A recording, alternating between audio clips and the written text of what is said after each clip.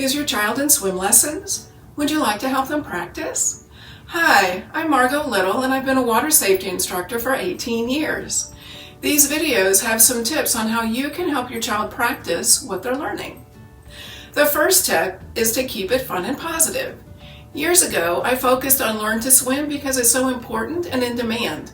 And I found that while every child learns differently and has a different confidence level, they all respond to love and patience, as well as praise and positive persistence. So keep it fun and positive and don't give up. Your child will learn. So let's get started with explaining what your child is being taught so you can join them in the fun and exciting and very likely life-saving process of learning to swim. You're going to love this. Scooping, drafting, and passing to the wall. Scooping and drafting help your baby or child to get used to going under the water for a few seconds instead of just a quick dip.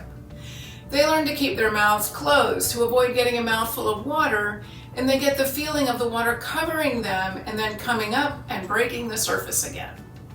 Your child's instructor is usually the best judge as to when your child is ready for this. If you can dunk your baby under and he comes up not coughing, he's probably ready. Be sure to keep your own mouth closed so your child can copy you as you work on this skill. And always, always, always cue your child before you put him under because your child has to have time to prepare himself. Let's start with scooping. Hold your child under the arms, facing you at arm's length. Cue your child by saying your child's name. We're going on to scoop. 1, 2, 3. Take an exaggerated breath. Close your mouth and then pull her under, bringing her to you under the water, bringing her to the surface when she reaches you. The first time you do this, your child may be surprised at what just happened. So be sure to praise, praise, praise. Give your child a little time to recover, and then try it again if she's ready. Depending on maturity, one scoop may be all your child can handle the first time you do this.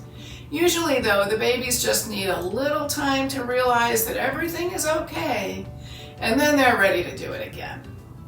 Scoop a couple times to get your child used to it, no more than 3 times at first. Once your child is good with scooping, you can move on to drafting. Drafting is the same as scooping except that you're walking backward and you release your baby for a second or two under the water. Start in the same scooping position by holding your baby under her arms at arm's length. Say your baby's name. We're going to draft. 1, 2, 3. Take an exaggerated breath yourself. Close your mouth and then pull your baby under and toward you. About halfway to you, release your hold on her and let her float free under the water. Let her float free for just a second or two and then catch her back up again, bringing her to the surface. Voila! Just like with scooping, repeat this a few times to get your baby used to it. Do be careful not to overdo it though. Babies can only take so much going under the water. So maybe at first, just do scooping and drafting 3 times at the most. Pay attention and get to know how much your baby can handle before it becomes an unpleasant activity. If your child's not excited to do it again, stop. Don't feel the need to do it one more time. It's better to be conservative and take these underwater activities up again the next time, rather than stress your baby by insisting on going under one more time. Passing to the wall is the next progression in this series of activities. It's the same as drafting, except you push your baby to the wall and your baby grabs the wall with her hands. I find that all my students, no matter what their age, need a demonstration on how to grab the wall. Have someone else show your baby how to do this. If you don't show your baby first, then she won't know what to do and her face may hit the wall and she could end up hating this very important skill. And we don't want that. We want our kids to enjoy learning how to have fun while being safe in, on, and around the water. Remember to cue your child before you pass her to the wall. She needs time to get it ready to grab it. You don't need to put your child's head under the first under the water at first.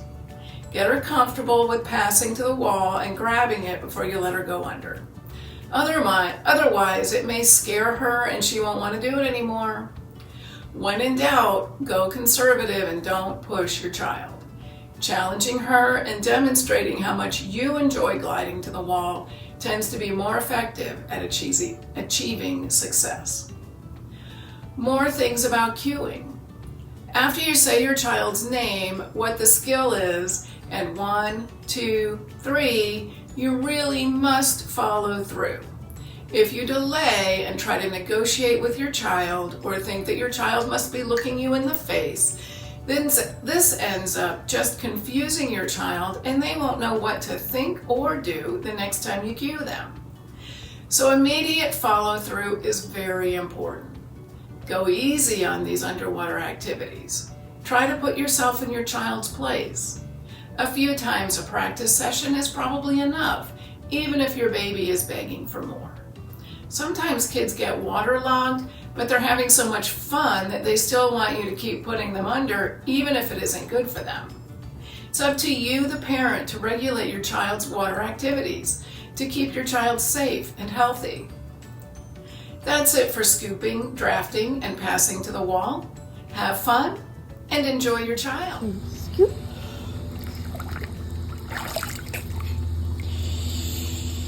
I don't think she's drinking the water. I don't think so either. Make sure you emphasize closing your mouth. Close that mouth. 1, 2, 3, scoop. She still had her mouth open, but okay. She's gonna get the hang of it.